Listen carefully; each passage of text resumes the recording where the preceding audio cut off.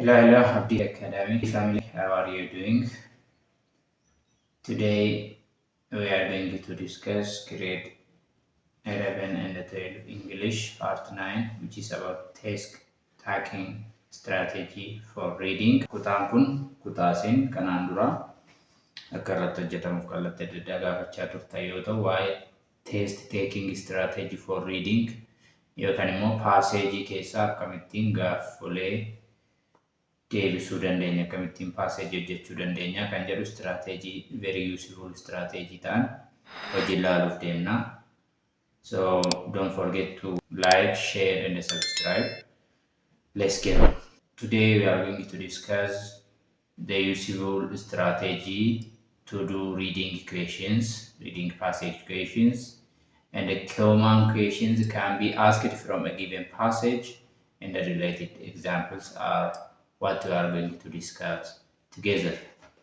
So, maal kutaa kana jalatti tokkoffaa useful strategy akkamittiin paaseejii tokko keessaa gaaffii hojjennaa isa jedhu, lammaffaa immoo gaaffii akkamiitiyyuu paaseejii keessaa ba'aa kan jedhu fi fakkeenyota akka wajjin ilaallu ta'a jechuudha. By the end of this video, you will be able to identify the useful strategy to do a passage questions, identify common question can be asked for a passage, and they use this strategy to do the passage questions. These are the specific objectives of the lesson. So mee amma yeroo hedduu wanni nu rakkisu maalidha yoo jennee ilaalle gaaffii akkamiitu paaseejii keessaa baasa jedhu sirriitti beekuu qabna jechuudha. So common sentence can be asked from a passage. Common questions maaltu gaafatamaa isa jedhu mee ilaallu. Jalqabaadhaa gaaffiin paaseejii keessaa nuti gaafatamuu dandeenyu kanneen armaan gadiiti. Number 1, inference question, reference question. Maal jechuudha kuni? Inference fi reference paaseejii tokko keessatti beekamaadha jechuudha kan gaafatamnudha. Inference jechuun jecha tokko paaseejii keessaa fuunee contextual meaning jecha sanaa yoo gaafatamne inference question jenna. So inference question is kinds of question that you can be asked from a given passage which is about the meaning of a word which is not directly said in part of the sentence, but you can thus predict the meaning of the given word depending upon the contextual clue. This is said to be inference question. When we come to reference question, reference jechuun immoo bamaqaa tokko kan pronoun yookaan article tokko fuunee this article in this paragraph line this refers to dash jennee yoo gaafanne artikiliin tokko fakkeenyaaf he kan jedhu fudhannee paragraafii akkanaa laayinii akkanaa irratti maal refer godhaa yoo jennee gaafatamne reference question jenna. Articles ta'uu danda'a. So inference and reference questions are very common in a passage. Kun baay'ee beekamaadha jechuudha. Kana lamaan sirriitti gaafatamu. The next one is vocabulary in context question. Kan biraan immoo vocabulary. Kun beekamaadha. Paaseejii tokko keessatti vocabulary which depends on the contextual clue. Contextual sana irratti kan hundaa'u vocabulary tokko fuunee maybe hiikasaa gaafatamuu dandeenya. Kan biraan immoo main idea of the passage. Main idea of the passage is nothing but is idea which is repeatedly said in part of the passage. Irra deddeebi'aan paaseejii tokko keessatti yookaan paragraafii tokko keessatti yaadni deddeebi'ee ka'e waa'een isaa haasa'amu main idea jenna. Kana isin gaafatamna yeroo tokko tokko. Inni kan biraan author's purpose of the author jennee kan gaafatamnudha jechuudha paaseejii tokko keessatti. Fakkeenyaaf what is the purpose of this passage jennee yoo gaafatamne purposein paaseejii tokko waan adda addaa ta'uu danda'a. Fakkeenyaaf paaseejii tokko gaafa barreessinu barsiisuudhaaf ta'uu danda'a. Informationii kennuudhaaf ta'uu danda'a. So the purpose of any passage can be to teach, to persuade, to entertain, to inform. Odeeffannoo kennu, bashannansiisuu, barsiisuu akkasumas immoo to pursued dirqamsiisuudha waan tokko namni yaada awutarii akka fudhatu pursued gochuu fakkeenyaaf persuasive paragraphiidhaaf jechuudha. So kanas hin gaafatamna jechuudha. Author's purpose yookaan immoo purpose of the passage. Kan biraan text organization kan jedhamu yookaan immoo structural question. How this idea are organized jedhamne yoo nu gaafatamne text organization is waan adda addaa ta'uu danda'a. Fakkeenyaaf spatial ta'uu danda'a. Descriptive paragraphiidhaaf fakkeenyaaf spatial akkaataa taa'umsa waan tokko fakkeenyaaf descriptive keessatti kana fayyadamuu dandeenya. Ideyaan suni empathical organization ta'uu danda'a. Narrative ta'uu danda'a. Chronological order ta'uu danda'a. Organization kun kanas kan gaafatamnu ta'a jechuudha. So text organization is a kind of question that you can be asked from a given passage. Kan biraan critical thinking yookaan immoo evaluative questions. Directly passage sana keessatti kan jedhames yoo jiraachuudhaa baate garuu critically kan passage kana yaada passage sanaan keessatti hundoofne critical thinking dhaan gaaffii deebisnu jiraachuu danda'a jechuudha. Kan biraan true false question for some tests. Kun national examidhaafis yoo ta'u baate garuu true false question immoo fakkeenyaaf actual classroom ifaa keessatti gaafatamuu dandeenya jechuudha. Idea yaada passage keessatti ka'e fudhannee true or false questions can be asked depending upon the idea which is found in the passage. And the last one is specific details. Specific details fakkeenyaaf maqaa, iddoo, yeroo yoo ta'e isaan kun specific details question jenna. So such kinds of question can be asked from a given passage. Passage tokko keessaa kan gaafatamuu dandeenyudha jechuudha gaaffiin akka kana. So barattoonni kana sirriitti xiyyeeffachuu qabdu, kana sirriitti beekuu qabdu jechuudha gaaffii passage keessaa gaafatamuu dandeenya. Kun baay'ee nu fayyada. Gaaffii kana yoo beekne akkamitti akka deebisnuuf illee baay'ee nu gargaara waan ta'eef we need to know these questions. So the next one is test taking strategy. Amma gaa strategy akkamii yoo hordofne irra caalatti milkaa'aa taana gaafa passage hojjennu isa jedhu irratti haa xiyyeeffannu jechuudha. So the following are what we are going to discuss right now are strategy which are very useful for reading tests, reading exams. Kan sirriitti beeku nu barbaachisa jechuudha. Strategy baay'ee kaasnee fakkeenyota adda addaatiin kan waliin ilaallu ta'a. Number one, whenever you sit down to do such kinds of questions, such kinds of exam, whether national exam or exams that you take at actual classroom, first you need to make sure you understand exactly what each question is asking about. Jalqabuma gaafa gaaffii akkanaa hojjechuudhaaf gadi teenyu maal shuur ta'uu qabna yoo jenne exactly gaaffiin sun waa'ee maaliiti isa jedhu sirriitti beekuu qabna. Is the question is about inference? Is the question is about reference? Is the question is about vocabulary in context? Is the question is about main idea? Make sure you understand exactly what each question is asking about. Kana sirriitti beekuu qabna jechuudha. Gaafuma jalqaba gadi teenye gaafficha dubbisnu gaaffichi waa'ee maalii akka ta'e sure ta'uu qabna. We need to be sure. So stop and take a moment to think about what you will need to look for in the passage. Obviously, gaafficha erga dubbisnee booda passage keessa dhannee barbaanna waan ta'eef you need to stop for a moment and think about what you will need to look for in the passage. Passage keessatti deebi'ee waa'ee maalii barbaada? Waa'ee maaliiti? Passage keessatti deebi'ee. Gaaffichi maal la gaafate? Referensiidha moo inferensiidha? Main idea moo vocabulary meaning? Kan jedhu daqiiqa muraasa fudhannee even dhaabbannee gaafficha dubbisnee erga kaanee hubanne sana barbaaduudhaaf immoo gara kamitti deebina? Gara passage keessatti waan deebinuuf you need to be sure whether you understand exactly what question is asking about or not. Yeroo tokko tokko gaa maal miis goona yoo jenne as a test takers, sometimes it helps to put the question in your own words. Jechoota kana gaaffii kana jecha ofii keenyaatiin kaawwachuu. Gaafficha erga dubbisnee booda jecha salphaa jecha nuu galu. Gaaffichi dheeraa ta'uu danda'a. So gabaabsinee jecha ofii keenyaatiin jecha short ta'e gaafachuu, kaawwachuu yookaan immoo circle gochuu itti maruu. Keywords in the passage.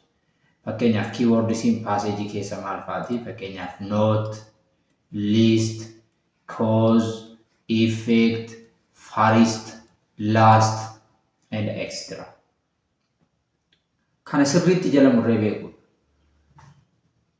Fakkeenyaaf questionii keessatti not jedhamee gaafatamuu dandeenya. Least, cause, effect, first, last jedhamee gaafatamuu waan dandeenyuuf passage kana keenya keessatti yookaan jecha ofii keenyaan kaawwachuu yookaan immoo warra kana circle gochuu itti maruu sirriitti hubachuu passage gaafa dubbisu.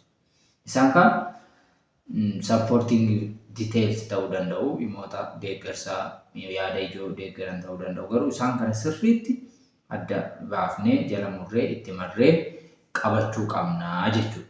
So the first strategy you should follow whenever you answer such kind of question is make sure you understand exactly what each question is asking about. Kana sirriitti beeku tasgabboofne teenye gaafficha dubbisne gaaffiin kun waa'ee maaliitii isa jedhu sirriitti hubachuu. Erga isa hubanne immoo booda jecha ofii keenyaan gabaabsinee qabachuu yookaan immoo yaadota ijoo sirriitti qabachuu jala muruu yookaan itti marree qabachuu. Believe it or not, this is one of the most important strategy for a test taker to learn. Kana amannus dhiinnusi sirriitti gaafficha nu banne taanaan hin deebisnu yookaan deebii dogoggoraa deebisnu. Obviously, not only for reading passage actually, for any questions, if you not understand what the question is about, you not may get the exact answer. Gaaffii ma barbaade grammar isaa ta'u gaafficha nu banne taanaan sirriitti gaaffii sana nu banne taanaan deebii dogoggoraa deebisuudhaaf carraan nuti qabnu bal'aadha jechuudha. So you need to understand what the question is about. So if you just read the question without really thinking about them or taking a moment to circle the most important words in the question, you will probably forget. Look, you will probably forget what the question are asking before you even finish reading the passage. Yeroo tokko tokko maaltu nu mudata? Gaafficha jalqaba sirriitti nu banne yookaan immoo himoota main pointii ta'an achi keessaa akka dura kaasnetti itti marre taanaan passage keessa dhannee gaafa dubbisnu otoo passagecha dubbisnee fixii waan barbaadaa jirru raafanna. You may forget what the question are asking before even finish reading the passage. Passagecha dubbistee tuma yoo ta'u fixiin gaaffichi waa'ee maalii akka ta'e inni raafatta dagatta. So this is why we say it is very better to put in our own words or it is better to circle the main important words in the question. Jecha ofii keenyaatiin gabaabsinee qabachuu yookaan immoo circle gochuu. Fakkeenyaaf not kan jedhu keessa jira taanaan questionicha keessa. Not kan jedhu keessa jira taanaan jecha mataa keenyaatiin not sana gaafficha guutummaa isaa gabaabsinee short goonee qabachuu. Gaafa passage keessa deemnu for example, which one of the following is not the cause of jedhee gaafachuu danda'a. Cause waan kana kan ta'uu hin dandeenye kam jedhee gaafachuu danda'a. So when we go back to the passage to refer this question, we need to remember just we are searching for the not, the cause. So kana sirriitti beeknee hubannee passage keessa deebinee barbaaduu qabna jechuudha. This happens to so many of us. Yeroo baay'ee kan hunduma keenya kan mudatudha jechuudha. So booda keessa maal goona nuffineetu deebi'u nutti fakkaate guutnee darbe. So kana hir'isuudhaaf jalqaba jecha ofii keenyaatiin yookaan immoo tarmii baay'ee murteessaa ta'e qabachuun baay'ee barbaachisaadha jechuudha. The next strategy we need to follow is Do not leave any answers blank. Roba kun mudata. Deebii bakka duwwaa goonee darbina. Dhumarratti yeroon keenya dhumaa yookaan immoo hin dadhabna gara dhumaa gaafa geenyu, which is obvious. So deebii sana don deebisiin darbina. Yookaan immoo sababa deebii sana blank goonee darbineef gaafota kaanillee wal jala dabarsinee guutuun nu mudata yeroo tokko tokko. So do not leave any answers blank. Deebii shakkinullee yoo ta'e guunne gaafficha qabachuu. Gaafficha qabannee yoo yeroo arganne deebinee refer gochuu. Malee do not leave any answer blank. Deebii tokko carraa rabuus qabna. Optionii 4 keessaa amma A to D keessa duwwaa galchuu keenya caala carraa rabuullee qabna ta'a. So duwwaa rabuu gannee darbuun hin gorfamu. Any examidhaaf. So we need to write the answer whether we are sure or not. Well, whether we are sure or not, we need to answer the question. Yoommoo refer gochuun nu barbaachise duubatti deebinee maal goona jechuudha. Yoo yeroo qabaanne gara dhumaarra deebinee gaafficha refer goone sirreessuullee dandeenya. Guess number 3, the third strategy. Guess on any of the ones that you do not know. Guess on any of the ones that you do not know. Yeroo filannoo gaaffii deebii filannoo qabanii keessumayyuu filannoon 4dha. So filannoo 4 kana keessaa waan hin beekne tilmaamuu qabna. Tilmaamuu qabna. Akkamitti tilmaamna? There is what we call eliminating or uneducated guessing kan jennu jira. Mee alaal. Fakkeenyaaf filannoo 4 qaba gaaffiin tokko yoo ta'e. Obviously filannoo A to D qaba yoo ta'e maal goona? Eliminating guessing jechuun maalidha? Choose what you think is the best answer. Tokkoffaarratti best answerii kan ta'e hin filanna.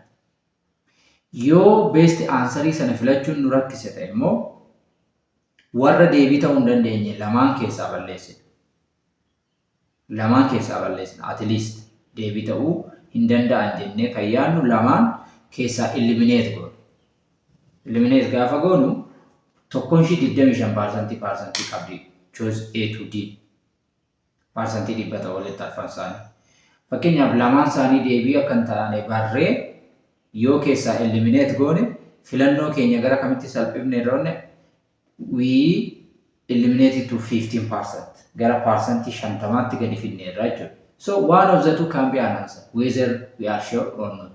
Fakkeenyaaf A fi C dhiisnee B fi D'n akka deebiin taane barree yoo ta'e at least yoo sure illee ta'uu baanne carraan tilmaamaan argachuu keenya 50% dha jechuudha. A yookaan C deebii ta'a. Carraa rabuu hanga true false itti fidne irraa jechuudha.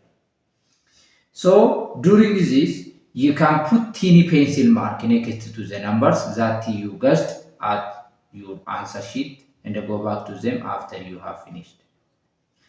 Pencilidhaan fakkeenyaaf gaafa examii fudhannu pencilidhaan tick goone gaafa yeroo arganne duuba deebinee tick gochuu dandeenya jechuudha yookaan sirreessuu dandeenya jechuudha. At the end of the test you can erase any of these stray pencil marks on your answer sheet before you turn into your paper. So pencilii kana booda maal goona irraa haquu dandeenya waan ta'eef eliminating guessing gennaan kana filannoo alternative 4 qabu lamaan isaa keessaa eliminate yoo goone 50% itti galchineerra jechuudha. So this is the third strategy we need to use during exam. Number 4. Remember that the proficiency test asks you to choose the best answer. Kana yeroo baay'ee immoo kan nuti dogoggoru maalidha? Best answeridha kan nuti gaafatamu. Most of the time. So yeroo tokko tokko maaltu nu mudata? Akkuma A dubbisne A deebii nutti fakkaata. So otoo alternative arfan hin dubbisiin A deebii dhawannee bunnee bira darbe. Garummoo there is a best answer from the alternatives. Alternative A caala optionii sana keessa jiraachuu waan maluuf we need to read the all alternatives. Hunda isaanii dubbisuu qabna jechuudha. So it is important to read all your answer choices and then eliminate ones that do not seem correct or to best answer the question. Akkuma dura kaase arfanuu dubbifneet keessaa maal goona deebii ta'uu kan hin danda'u jennee yaadnu eliminate keessaa goone best kan ta'e garuu filannaa jechuudha. So best answer yeroo gaafatamnutu jira waan ta'eef we need to read the four alternatives. For example, if you are pretty sure that neither letter A nor B is the best answer, then at least you have narrowed down your choice to the two remaining two letters, C or D.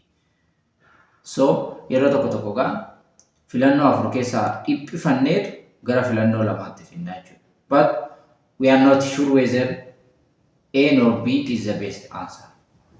Gaafa kana gaa carraan irra bu'uu keenyaa ni bal'ata jechuudha. Carraan irra bu'uu keenyaa ni bal'ata waan ta'eef arfanuu dubbifne keessaa eliminate gochuu qabna jechuudha. Now you have 50% chance. Look, you have 50% chance of choosing the most correct answer. Most correct answer kan ta'e argachuudhaaf carraa parsantii 50 yookaan agatiruu false jechuudha alternative lamatti gaafa finnu. The fifth one, never choose an answer that is not supported by something in the selection or your own background. Yeroo reading passage jennu yeroo hedduu kan baay'ee nu fayyadu kana. Yookaan deebiin keenya idea passage keessa jiruun support ta'uu qaba. Yookaan immoo background knowledge keenyaan deeggaramuu qaba. Kana lamaan hin taane taanaan deebiin keenya sirrii miti jechuudha. Whether it is not supported by something in the passage or is not supported by your own background knowledge, your answer cannot be correct. Kana sirriitti beekuu qabna jechuudha. Yookaan passage keessa raachuu qaba. Yookaan immoo background knowledge keenya waan nutti himuu qaba. Kanaan alatti garuu deebii filannu yeroo hedduu deebii sirrii miti jennee shakkuu qabna jechuudha. Sirriitti kana xiyyeeffachuu qabna. So using your background or prior knowledge is crucial to you deciding which answer choices make the most. So yeroo tokko tokko gaa akka amma dura jenne optionii lamatti erga hir'ifannee booda murteessuun nu rakkisa waan ta'eef we need to use our background knowledge about the passage. Your background knowledge keenya waan nutti hima ta'e isa fayyadamu. If not, we need to go back to the passage and refer again. Yommuu background knowledge keenya waan nutti himu ta'e hin beeknu yoo waa'ee sanaa odeeffannoo hin qabnu ta'e gara passage'itti deemnee refer gochuu qabna. Kanaan ala garuu callee jennee filachuu hin qabnu jechuudha. You use your previous knowledge every day of your life. It is so automatic that most of us do not even think about it. Yeroo tokko tokko gaaffii salphaa gaanuma nuti daily situationii keenya keessatti daily true life situationii keenya keessatti beeknu gaafa qormaata irra teenye nervous waan taanuuf deebinee sana yaaduuf illee yeroon argamu. Garuu santaas gabboofnee deebinee duubatti yaadnee background knowledge keenya keessa barbaaduudha gaaffii tokko tokko. So our background knowledge may help us to answer such kinds of questions.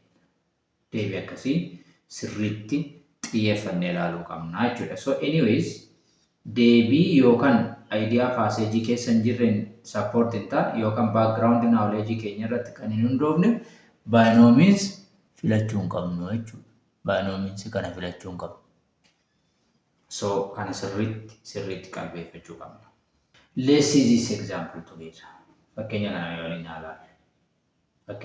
ilaalaa. You are walking down hallway at school and say hello to a student you generally greet each day. Mana barumsaa keessa too deemtu barataa yeroo hundumaa wal dubbistu tokkoon nagaa gaafatta. You say greet. You say hello. Naturally, the student returns to your greeting. Obviously, namni gaafa greet nu godhe yookaan greet nama godhe namni nu deebisa nuti sin deebisna. This is very normal. And you do this one always at school. Kana yeroo hundumaa mana barumsaatti goota dubbistaa si dubbisaa. However, one morning, ganama tokko garuu maaltu ta'e? The student does not say hello to you. Nagaa gaafannaan deebisee nagaa si gaafachuu dhiise. Yookaan dhiiste. Kanarra dhaabbannee background knowledge keenya keessaa waan baay'ee tilmaamuu dandeenya. You always greet each other at school, but this morning the student does not say hello to you. So what is the reason behind? Your background knowledge may tell us a lot of things about this situation. Background knowledge ke waa'ee kana waan baay'ee sitti himuu danda'a jechuudha. Alternative baay'ee sii ka'a.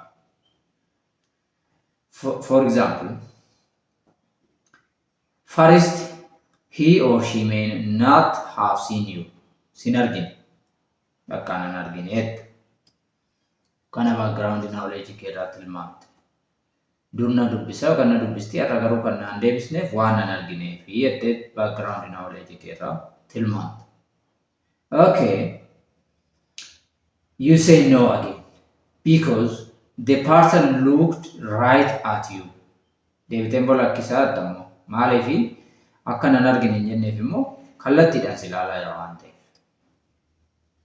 So you need to go to the next alternatives. Alternative A dhatoo jenne kana nan argine namni kun na ilaalaa hin jiru jettee yoo deebiidha jettee yaaduu barbaadde lakkisaa deebii miti jetta maaliifi the person looked right at you. Si ilaalaa jira kallattuma waan ta'eef deebii ta'uu hin danda'u jechuudha. It cannot be an answer because your background knowledge telling you something. So you need to go the second alternatives. Alternative lammaffaa biraarratti deebifte. Maybe this person is angry or upset with you about something. Amma alternative B immoo maal siin jedha? Namni kun waa'ee tokko sitti aareera yookaan sitti mufateera.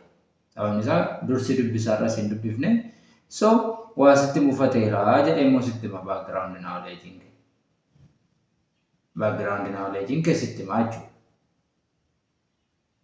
So ammoo gaafa barbaaddu immoo background knowledge keessa gaafa barbaaddu immoo keezii uumameen argattu umtuun uumamne waan natti mufate siin qabdu yookaan hin qabu. So you need to move the next set of alternatives. So sir, it is possible that the student was preoccupied about something else and not all focused on greeting friends or classmates.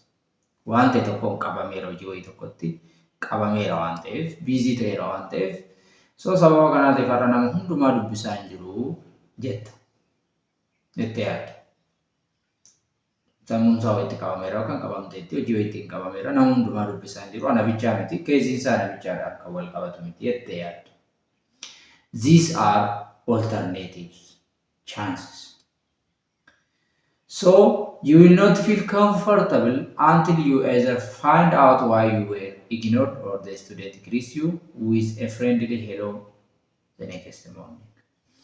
Yookaan amma namni kun sababa isaa sitti mutti yookaan immoo next morning dhufee amma si dubbisutti hin tasgabbooftu tasgabbiin argattu jechuudha. Comfortabiliin sitti hin dhaga'amu. Akkas jechuun gaaffii keetiif deebiin arganne jechuudha. So as a person who take the proficiency test, you must read and think. Read and think. Kana gara qormaataatti gaafa finnu Anis, Bnis, Cnis may be alternative, Dnis challenge once godheef you may not feel comfortable until you get the correct answer. Amma deebii sirrii argattutti comfortable sitti dhaga'amu jechuudha. So as a person who take the proficiency test, you must read and think. Akkuma amma alternative ammaan olii irratti baay'ee yaadne akka nama qormaata immoo paaseejii keessaa fudhatu tokkotti you must read and think. You must read and think. Dubbisnee itti yaaduu. Dubbisnee itti yaaduu qabnaa jechuudha. Akka nama qormaata hojjetutti. So fakkeenyi kuni paaseejii faana akkamitti wal qabata yoo jenne alternative arfan keessaa kan adda baafnu wallaallaa jechuudha. Uumaan support hin taane. Amma sababni barataan kun si dubbisuu dideef wanti support godhu hin jiru. Background knowledge keessatti himne isarraas waan dhageenye so you may not feel comfortable. akkuma kana paaseejii keessatti yookaan paaseejii keessaa deebii isaan arganne taanaan yookaan immoo background knowledge keenya keessaa deebii isaan arganne taanaan we need to feel comfortable amma deebii isaa arganne jechuudha. Fakkeenyaaf natti qabameera natti gaddeera waa jettee too murteerra geesse you cannot be sure sababni isaa namichi sitti himne yookaan wanticha hin beektu waan ta'eef. Nan argine immoo yoo jette fakkeenyaaf si ilaalaa jira waan ta'eef kunis deebii jettee sure hin taatu. Akka nama qormaata fudhatu tokkottis you must read and think. You must read and think. The sixth one, if the answer you choose is in the reading passage, make sure that it answers what the question asks. Yoo gaaffiin deebii ati hojjettu sun paaseejii keessa jiraate waan gaafatamte sana hin deebisaa moo hin deebisuu isa jedhu sirriitti beekuu qabna jechuudha. Sirriitti sure ta'uu qabna. Fakkeenyaaf referaansii gaafatamne inferaansii deebisa taanaan sirrii miti. Main idea immoo gaafatee specific informationii yookaan immoo supporting details deebisa taanaan sirrii miti. So we need to make sure that it answers what the question asks. This could be a trick, a choice that has information from the passage but does not answer what is being asked. Yeroo tokko tokko paaseejii keessatti kan dubbisne hundumti isaa gaaffii sana deebisuu hin danda'u. Paaseejii keessatti iddoo ta'etti argeera waan ta'eef kun deebii ta'a jennee dafnee ariifannee guutuu hin qabnu. Is really the question is about this one jennee of gaafachuu qabna. So many times students think that they are choosing the correct answer just because they read the same sentence in the reading passage. Maaliif dhamna yoo jenne paaseejii yeroo baay'ee yaada tokko paaseejii keessatti argineerra dhufnee gaafa gaaffii keessa jirus immoo alternaatiivii keessadha waan ta'eef kan argeera inni ariifannee deebii goonee guunna. Garuu immoo deebii gaaffii keenyaa ta'uuf ta'uu dhabuusaa sirriitti shuur taanee adda baasuu qabna jechuudha. Sirriitti adda baasuu qabna jechuudha. Akkuma jalqaba tokkoffaa irratti kaasne gaaffichi waa'ee maaliiti? So deebii isaa ta'uu kan danda'u immoo paaseejii keessaa isa kamii kan jedhu adda baafnee beekuun baay'ee murteessaadha jechuudha. Just because it is a passage does not mean that it is the correct answer to question you are trying to answer. Paaseejiin keessa waan jiruuf gaaffiin sun deebiidha jennee dafnee ariifachuu hin qabnu jechuudha adda baasuu qabna. Many reading tests do this to prevent students from just skimming the passage for answer and not really reading carefully. Skimming if scanning in strategy yookaan immoo technique of reading. They are techniques of reading. So dandeettii kana sirriitti fayyadamuun immoo baay'ee murteessaadha. Scanning if skimming kana sirriitti fayyadamuun baay'ee murteessaadha. So barattoonni yeroo tokko tokko kanarratti fail ta'u jechuudha. So gaaffichi waa'ee maaliiti deebiin isaa immoo kana miti jedhu sirriitti adda baasuu qabna jechuudha. When we come to these techniques, skimming means to glance quickly at reading passage to get sense of the topic and important ideas. It's not careful reading, but it's quick ways of reading it. Skimming kun ariitiidhaan kan dubbisnudha. Ariitiidhaan kan dubbisnu keessumaa main idea barbaaduudhaaf. Main idea of the passage barbaaduudhaaf keessumaayyuu gaaffichi waa'ee main idea yoo ta'e. So it should never be used substitute for careful reading of the passage. Careful reading bakka bu'uu hin danda'u. Careful reading bakka bu'uu hin danda'u. Strategy kana yoom fayyadamuu qabna jedhu immoo sirriitti adda baasuu qabna jechuudha. Sirriitti adda baasuu qabna. So it's not careful reading, it's not deep reading, but it's very quick ways of reading. Ta'uusaa beekuu qabna jechuudha. However, it can be an important strategy which you can use throughout the test. Yoo ta'u garuu strategy baay'ee barbaachisaadha jechuudha skimming kun. So kana sirriitti beekuu nu gaafata. Here is an example. Let's see this example together. A test question asks about the setting of a story. Setting jechuun obviously bakkaa fi yeroodha. Qormaanni tokko waa'ee setting si gaafata. Yoomeessa isaa si gaafata. So once you have read the passage all the way through, go back and skip through the paragraphs that discuss other idea or events. Passage jalqaba si'a tokko dubbisteetta. Hunda isaa bakka si'a tokko erga dubbistee booda amma lammaffaa gaafa deebitee dubbistu maal gochuuf dhannaa? Settingii barbaaduudhaaf dhanna. During this, we need to use skimming techniques. Akkas jechuun maalidhaa? Yaada biraa kan kaasu fakkeenyaaf other idea or events kan kaasu skim goona. Irra darbinaa jechuudha. Irra darbineet focusing keenya maalidhaa? Settingii isaa qofa irratti xiyyeeffanna. So skim the paragraph until you find ones that discuss time and place. Ariitiidhaan dubbisnu iyyuu garuu idea biraa kan discuss godhu irra darbineet waa'ee taayimii fi waa'ee place irratti kan xiyyeeffatu bichaa barbaanna jechuudha. Which together would make up the setting. Setting means the time and the place. So yeroo akkanaa amma skimming technique fayyadamuu dandeenya jechuudha. So now read this part of the passage carefully. Erga arganne booda sirriitti gaaffii keenya nuu deebisaa'ee kan jedhu immoo focus gochuu qabna jechuudha. Number 8, don't expect to always know the answers to most questions after only one reading. Keessumayyuu gaafota amma armaan olitti kaasne keessaa keenya warra critical thinking, structural questioning, purpose of a text si'a tokkitti dubbisnee argachuun nu rakkisa. So most test takers expect to read the passage once and then be able to answer the questions. Namoonni tokko yeroo tokko dubbisee naannoo qabadhaa namoonni jedhan jiru. It depends. However, very few of us know all of the answer after reading a passage only one time. Kana isin itti yaaddanii murteessuu dandeessu. Erga yeroo tokko passage kana dubbisee dhugumatti deebii barbaadamu sana argachuu nan danda'a yeroo tokkitti dubbisuudhaan kan jedhu personally namni murteessuu danda'a. Garuu asitti technique of reading fayyadamuun murteessaadha. Passage'icha si'a tokko yoo dubbisne iyyuu otoo deebifnee skimming technique, scanning otoo fayyadamiin gaaffii gaafatame hunda deebisuun kana hunda yaadannee deebisuun is little bit difficult. So gaafficha erga adda baasnee booda gara passage duubatti deebifnee technique kana keessaa tokko isaa fayyadamnee gaaffii keenya deebisuun murteessaadha malee it's little bit to answer such kinds of question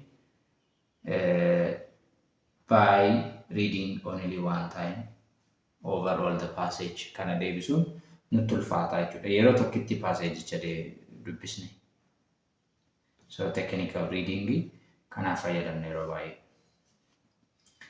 Good test takers learn how to go back into the passage. Asitti wal jaala namni how to go back into the passage again and again to find specific information. Namni akkamitti deebii akka barbaadu beeku passage questions salphaatti hojjeta. Namni kan ammoo sirriitti hojiirra oolchine deebisuun irra rakkataa jechuudha. So this is one of the most important strategy. Actually, this is this is the most strategy for reading test. So knowing what information you need and rereading until you find it. Don't forget to use your skimming skill here. Asitti skimming skill sirriitti fayyadamuu qabna. Maaliif skimming skill fayyadamna? Tokkoffaa deep reading yeroo meeqa deemnee dubbisuudhaaf yeroonis nu gahu. Maatariin tokko yeroodha gaafa passage qoran. So technique nuti fayyadamuu qabnu iddoo kanatti skimming technique dha jechuudha. So strategy kun most important dha. Garuu kana gochuuf maal gochuu qabna? Gaafficha hubachuu, waan barbaannu sammuutti qabachuu, gabaabsinee jecha ofii keenyaatiin barreeffachuu, achi booda gara passage itti deebi'uu, information kaan dhiisuu iddoo gaaffichi jiru bicha xiyyeeffannee barbaannee ariitiidhaan argachuun technique dammaqnee beekuu qabnudha jechuudha. This is the most important strategy. Number 9, if the question says according to the passage, Ishii kana sirriitti beekuu barbaachisa. Gaafichi fakkeenyaaf akka keeyyata kanaatti yookaan akka paaseejii kanaatti akka dubbisa kanaatti jedhee yoo nu gaafate, so make sure the answer you choose is based on information you read in the passage. Deebiin kee paaseejii keessa jiraachuu sirriitti shuurii ta'uu qabda jechuudha. Yoo maal ta'e, if the question says according to the passage nuun jedha taanaani gaafiin keenya dirqama deebiinsa paaseejii keessa jiraachuu qaba. Dirqama kana shuur gochuu ta'uu qabna jechuudha. So this can also be trick for students who think they can get by without doing the necessary reading. Yeroo baay'ee barattoonni necessarily paaseejicha sirriitti hin dubbifne kan hin deebisan jechuudha. So based on the passage, you need to focus in the search and get the answer which is found from the passage. Kan akka carraatti fayyadamus qabda. Akka paaseejii kana keessaatti jedha taanaan deebiinsa achuma keessa jiraachuu shuur ta'uu qabna jechuudha. Achuma keessa jira. Nuti barbaadeen argatu ta'a malee. So kana sirriitti beekuu nu gaafata jechuudha. The next, never choose an answer that contains any wrong information. Amma yeroo tokko alternative wrong information qabu jira. Wrong information in essence background knowledge keenya iyyuu wrong ta'uusaa kan nutti. Wrong ta'uusaa kan beeknu background knowledge keenya irratti hundoofne. So if any part of an answer choice is wrong, do not choose this answer. By no means kun deebii ta'uu hin danda'u jechuudha. Kun deebii ta'uu hin danda'u. Wrong ta'uusaa ta'uu beeknu. Background knowledge keenya dogoggora ta'uusaa ta'uu nutti himu kun deebiidha jennee filachuu hin qabnu jechuudha. Hin qabnu jechuudha. Kana sirriitti beekuu qabna jechuudha. Kunis nu gargaara akka istiraateejiitti. Deebii ta'uu dhabuusaa beeknaan eliminating guessing akka dura jenne sanatti keessaa hir'isaa alternative keenya lamatti galfachuu dandeenya waan ta'eef kana sirriitti beekuun baay'ee murteessaadha, baay'ee barbaachisaadha jechuudha. So such kinds of alternatives cannot be an answer. Deebisuu baannus deebii ta'uu hin danda'u jechuudha. The next, understand that part of an incorrect answer is often correct, but may not be complete enough to be the best answer. Yeroo tokko maal hubachuu qabna? Part of an incorrect answer is often correct, but may not be complete enough to be answered. So you want to make sure that you always choose the most complete and the correct answer, especially when you are working on main idea questions. Maaltu nu mudata yeroo tokko fakkeenyaaf main idea gaafa gaafatamnu alternative inni tokko main idea fakkaata. Garuu immoo main idea paragraph hunda keessa jiru including godhu. Main idea paragraph hunda keessa jiru including godhu. It seems correct, but it is incorrect. So yeroo akkana maal barbaanna? Best answer barbaanna. Best answer passage alternative keessa deemnee barbaanna jechuudha. Inni jalqaba fakkeenyaaf alternative A main idea jalqabee otoo hin dhuminis. D irra kan jiru immoo dhaqee main idea sana hundumaa of keessatti qabatee jira. This is very common. Main idea gaafannu keessumatti beekama. So alternative arfanuu xiyyeeffannoon dubbisuu qabnas kan jennuuf kanaaf jechuudha. Kana sirriitti hubachuu beekuu nu gaafata jechuudha. This is very important. Number 12, be aware that the answer to a question is often stated in words that are a little bit different from the exact word used in the reading passage. Fakkeenyaaf kan immoo inference question irratti gaafatamuu dandeenya. Inference question irratti. Gaafii jecha nuti paaseejii keessa dubbisne asitti immoo jecha isaan hiika wal fakkaataa qabu fiduu danda'a. Fakkeenyaaf national exam irratti. This is to test your comprehension, not just word recognition skill. Comprehension question ideas hubachuudha yeroo kana. Contextual meaning jecha hubachuudha yeroo kana. Direct word yookaan word to word irratti focus ta'uu miti.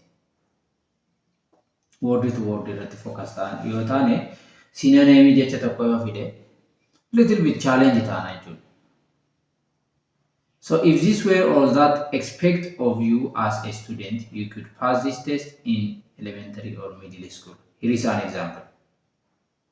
Fakkeenyaaf, a passage about civil war discusses the casualty of war, but the answer choices use the word fatalities. Jechoonni kun lamaan hiikni isaanii tokkuma. Fakkeenyaaf casualties kan jedhu passage keessa jira. Gaafa alternative keessa finnu immoo synonymy isaatiin fide yookaan jecha hiikaa wal fakkaataa qabuun bakka buusa. Yeroo kana ammas eliminating gasingii fayyadamuu qaba. Fakkeenyaaf alternative A fi D isa kanaaf hiika ta'uu akka hin dandeenye erga barree isaan omit eliminate keessaa goona. So A fi D erga eliminate goone B yookaan C one of the two deebii ta'uu danda'a jennee expect goonaa jechuudha. Kana sirriitti beekuun baay'ee barbaachisaadha. By choosing the answer choice that contains the word fatalities, a good test taker is also demonstrating understanding or reading comprehension. Yoo deebii kana arganne waan lama. Tokko hiika jecha kana arganneerra. Lama immoo reading comprehension question isa deebisaa jirra ta'uusaa sirriitti beekuu qabna jechuudha. The next, about every 10 answers, check your answer sheet with your test booklet to make sure that you have been babbling on the correct lines. Kudhaniin deebii keenya answer sheet keenya irraa kudhaniin atoo check goone baay'ee gaarii. Kudhaniin check goone sirriin deemaa jira moo sirrii deemaa jiru jedhu sure ta'udha. Yeroo tokko alternative tokkitti yoo dogoggorre fakkeenyaaf gaaffii kurnaffaa irratti guutuu kan qabnu 11ffaa irratti yoo guunne 11ffaa isa guunne 12ffaa guunnaa hunda isaa dogoggorraa jechuudha. So kanaaf best strategy maalidha yoo jenne gaaffii kudhaniin sure ta'uu keenya sirriitti bakka sirriitti guutaa jiraachuu keenya sure ta'uu qabna jechuudha. But if you wait until the end of the test to check over your answer sheet, you could have a problem. Amma dhumaatti fakkeenyaaf gaaffii 100, gaaffii 50, amma dhumaatti guuteen ka'e dhumarratti check godha yoo jenne you could have a problem. Dhumarratti egaa yeroon nu hanqachuu danda'a, nervous ta'uu dandeenya, dadhabuu dandeenya. So yeroo deemnee check goonu waan dhabnuuf dogoggora hamaa rakkoo keessa galla jechuudha. So we need to manage our time and we need to check 10 answers. Gaaffii 10 answer sheet keenya irratti check gochaa yoo deemne this is best strategy. Yeroo tokko sirriidhumayyuu yaadnee deebisnee garuu iddoo dogoggoraatti guunnee yeroo nuti dhabnu immoo ni jiraata. So kana gaaffii 10 check gochuu qabna jechuudha. So many students do wait until they get to the end of the test to do this. So kun strategy check gochuu qabnu beekuu qabnu. If you have accidentally skipped a line or babbled in 2 answers on the same line, you will have quite mess to clean up. Deebii tokkoffaa sarara deebii lamaffaa sarara tokko irratti yookaan immoo deebii wal jala dabarsinee guunna ta'ee amma dhumaatti eegna yoo ta'e dhumarratti yeroo dhabuu dandeenya. Something like this can affect all the answers choose after your mistake and you might not erase the wrong answer completely enough. So the best thing to minimize this one is what? To do is just make sure this does not happen to you by simply taking few seconds during the test to check your answer sheet. Second illee fudhannee answer sheet keenya check gochaa deemuu baay'ee barbaachisaa jechuudha. This is the best strategy. If you have time after you finish the test, yeroo tokko yeroo dhiisnee faa baana. Which is wrong guys. Yeroo daqiiqaa 30 daqiiqaa 40 faa gannee baana. Kun sirrii miti. So if you have get enough time, you go back and recheck all of your answer in this part of the test. Passage keessatti faa yeroo nu ga'e akkamitti dhiisnee baana. Deebinee check gochuu qabna. Irra deebinee passage'icha dubbisnee answerii keenya questionii faana check gochuudha. Be sure to check the ones you guessed at first. Jalqaba kan sitti fakkaatee fi amma gaafa deebitee ilaaltu immoo kan sitti fakkaate wal bukkee qabdee evaluate godha. Then, as suggested earlier, be sure to erase any pencil marks you made on your answer sheet. akka jalqaba istiraatejii garoolee irratti qabu peensiliidhaan jala muruu raayit gochuu tiik gochuu waan dandeenyuuf yeroo cheeggoonu irraa deebinee balleessuudha jechuudha. Believe it or not, this strategy is extremely important for a good test taker. This is not only important, by the way, it's extremely important. Duubatti deebinee check goonee deebii keenya evaluate goonuu yoo yeroo qabaanne is very very important strategy. So there are chances are that if you are like most people, you were a little bit nervous when you went through the test the first time. Nervous ta'uu dhiifne duubatti deebinee kana check goona jechuudha. Kun baay'ee murteessaadha jechuudha. So when we are nervous, we do not always remember things. Testii keessatti kun nu mudata garuu tasgabbaa'uu qabna jechuudha. But once you know what you have already worked hard to read, understand, and in all of the answer, you start to relax just enough to remember certain keywords that were in the passage and what they mean. Kana sirriitti tasgabboofnee manage gochuu qabna jechuudha. You always start to remember other strategies you have learned about reading and can put your prior knowledge to work for you. Strategy fi prior knowledge keenya wal bukkee qabnee fayyadamuu qabna. Here is an example. Let's see this example. You are trying to decide whether the main idea is about soccer or football. Kana lamaan keessaa kamtu main idea passage tokkooti jedhu murteessuu barbaada. You need to decide it, which one is the main idea of the passage. Gaafa main idea gaafatamu. So we need to skim throughout the passage and learn that soccer is mentioned 4 times. Otoo dubbifnu soccer kan jedhu kun yeroo 4 passage keessatti fayyadama. It mentioned 4 times. So be sure to include the pronouns in your count. Gaafa lakkoofnu pronouns lakkaa'uu dandeenya. Itiidhaan bakka buusuu danda'a soccer. Isas bakka buusu daballee lakkaa'u. However, writer only mentioned football 2 times. Barreessaan sun immoo football yeroo 2 qofa immoo barreessa. Mention godhee passage keessatti. Pronoun dagatuu hin qabnu yeroo kana. You can be pretty confident that the main idea is about soccer. So inni yeroo affirmation ta'e sun main idea ta'a. Inni lama immoo qofa mention ta'e main idea ta'uu hin danda'u. So as a general, main idea is an idea which is mentioned many times, which is said many times in part of the passage. Kun main idea irratti baay'ee fayyada. Irra deddeebi'ee kan jedhame jechuudha. Sometimes if you are given permission to write in your test booklet, go ahead and underline the word football. Yoo irratti barreessuun nu eeyyamamaa ta'e fakkeenyaaf word football kan jedhuuf soccer kan jedhu jalatti dandeetti tiik gochuu dandeenya jala butuu dandeenya lakkaa'uudhaaf. This way you have made the correct choices. Correct choice yookaan filannoo gaarii filadheera kan jettu yeroo kana confident sitti dhaga'amaa jechuudha. Get confused supporting the details with main idea. Yeroo baay'ee kan nuti adda baasuu dadhabnu supporting detail kanaa fi main idea kan adda beekuu dadhabna. So remember that supporting detail just explains or gives more information about the topic. Isaan kun odeeffannoo dabalataati. Justification ta'uu danda'a, example ta'uu danda'a, explanation ta'uu danda'a. Main idea sanatti yaada dabalataa kennu jechuudha supporting details.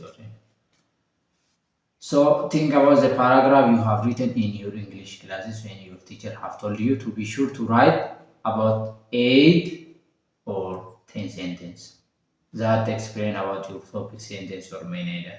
Fakkeenyaaf barsiisaan keenya keeyyata tokko jecha 10 yookaan immoo jecha 8 barreessi yoo nuun jedhe main idea tokkittiin nu kennaa jira barsiisan. Garuu these 8 or 10 words are maybe supporting details, justifications, examples, blah blah ta'uu danda'u jechuudha. Main idea garuu tokkichadha. When you finish reading passage, try to sum up everything in one sentence. Reading passage yoo fidne jecha tokkoon samaaf gochuu qabna. Fakkeenyaaf, this should be very close to main idea. Kana gochuu dandeenya salphaatti main idea argachuu jechuu dandeenya. Fakkeenyaaf, jireenya keenya guyyaa guyyaa keessatti you can do this the same way you would tell a friend about any movie or song. Fakkeenyaaf, movie tokko ilaalle yookaan songii tokko ilaalle kan daqiiqaa 60 qabu, kan sa'aatii 3 qabu, fakkeenyaaf fiilmii haa jennu. Fiilmii sa'aatii 3 qabu, sa'aatii tokko qabu, daqiiqaa 30 qabu, songii tokko kan daqiiqaa meeqa qabu dhaggeeffannee ilaalle hiriyaa keenyatti gaafa himnu garuu gabaabsine within a minute, miniitii tokko keessatti hiriyaa keenyatti himuu dandeenya waa'ee movie yookaan songii kana. Main idea jechuunis kana.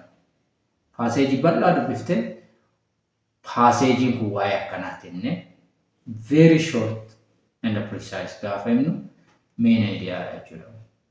Akka nama fiilmii sa'aatii tokko qabu ilaalee daqiiqaa tokkotti hiriyaa isaatti himuute jechuudha. The next is for time and sequence questions. Kunis paaseejii keessa gaafii gaafatamu ta'e.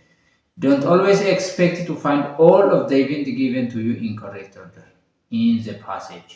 Passage keessa correct order ta'uu dhiisuu danda'a. Time fi sequencing questioning. These directions are not in order. Pass up your homework after you sit down. Look at this one. Pass up your homework after you sit down. So the correct order is what? Amma pass up your homework after you sit down jechuun jalqaba teessa jechuudha. So first sit down and second pass up your homework. So passage keessa akkasitti dhufuu danda'a jechuudha. So after you sit down jechuun first sit down jechuu isaati. Erga teessee booda gaafa jennu jalqaba taa'esseetu jechuu isaati. So passage keessatti akkasitti dhufuu danda'a. Sequencing fi time sequencing. So kana sirriitti sure ta'uu qabna jechuudha. Something like this can fool you on the test. Also remember to use your clue words of sequencing like what? First, then, before, finally, last, after, and etc. kan jedhu kan sirriitti beekuu qabna jechuudha. For vocabulary questions, where you have to choose the correct meaning of a word, it is helpful to read the following. The sentence that the word is in, the sentence right before, the sentence right after. Kun walitti qabamee maal jenna yoo jenne context jenna. Vocabulary gaafa deebisnu jecha sentensii sana keessa jecha fakkeenyaaf jecha tokko yoo nu gaafate single sentence yoo nu gaafate single word yoo nu gaafate word sun sentence keessa waan ta'eef sentensicha dubbifna. Sentensicha dura kan jiru dubbifna. Sentensicha booda kan jiru dubbifna. This area of passage surrounding the word is called the context. Context jechuun kanuma. Jechicha duuba kan jiru, jechicha fuuldura kan jiru, jechichi immoo himanni keessa jiru. Yoo dubbisne kana sirriitti contextual meaning word tokko argachina jechuudha. Contextual clue are the words, maybe phrases, and a sentence that surround the word you do not know. Jechicha hin beektu garuu naannoo isaa kan jiran immoo baay'ee beektu. Fuuldura isaa kan jiru beekta, duuba isaa kan jiru beekta, iddoo jechichi jirus beekta. So kanarra dhaabattee contextual meaning arganna jechuudha. For fact and opinion, gaafatamuu dandeenya fact of opinion, statement that contains words like good, bad, or great, which shows personal value or opinions. Personal value, personal opinion, bad, good, great kan jedhu opinion. For example, we played great game against Rancho High School. Kun amma opinion. Great game akka nuti akka personal feeling gooti. Statement is reporting other people's opinion or fact. Opinion nama biraa gaafa report kunu garuu fact. We are reporting. Or reporting nama biraa, opinion nama biraa gaafa report goonu fact ta'u. The dean said our students are very polite and respectful. So kun ammoo faaktii ta'a. Namichaaf diinii keenyaaf opinion haa ta'u malee ani gaafa report godhu garuu opinion hin ta'u faaktii ta'a. The opinion itself is not fact, but the statement reporting what someone says or believes is fact. Multiple choice answers that are often wrong. Multiple choices answers that are often wrong. So answer that seems humorous or ridiculous answers that contain extreme or absolute statement. Absolute statement or again all, always, never, no one, everyone, impossible, must, absolute, extraordinary. Absolute statement warra qaban jechuudha.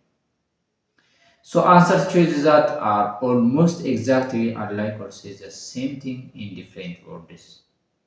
So warra akka kanaa extreme warra qaban akkasii adda baasuudha jechuudha. When you are answering questions contains the word not yookaan expect kan jedhu kan of keessaa qabu deebisne yoo ta'e always read so your answer choices carefully. Not yookaan accept kan jedhu gaafa dubbifnu gaafa deebisnu gaafa akkasii sirriitti xiyyeeffachuu qabna jechuudha.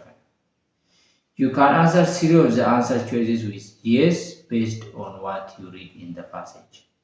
Except yookaan no kan jedhu yoo ta'e alternative sadii keessaa yes jechuu qabda. Which one of the following is not jennaan tokko bichaatu deebii ta'a malee warri kaan paaseejicha keessa jiru jechuudha. Except jechuunis warra kaan sadan yes erga jettee booda inni hafe deebii ta'a jechuudha. The one answer choice that you can answer with no will be the correct answer.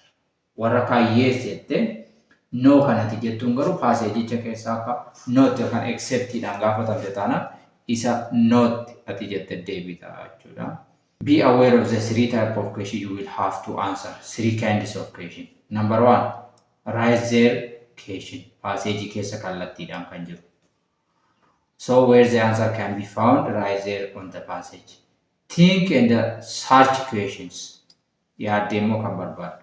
Where you must look into or more place for the answer and then make an intelligent guessing. Kallattiin kan hin jedhamne garuu contextual kiluurra dhaabattee kanatti deebistu. On your own questions where you must combine your own background knowledge. Kaan immoo background knowledge keenyatti finne kan nuti deebisnu jechuudha. So kaan isaanii kallattiin paaseejii keessatti jedhamaniiru. Kan isaanii immoo itti yaadneetu barbaanna ofii keenya contextually. Kaan immoo background knowledge keenyatti finnee filannaa jechuudha. Three kinds of questions examine yookaan immoo paaseejii keessaa deebisnu isaan kanadha. So we need to do these three necessary things. Number one, remember to use your background knowledge. Yeroo passage qoramnu background knowledge keenya fayyadamu. Try to connect what you are reading to what you already know.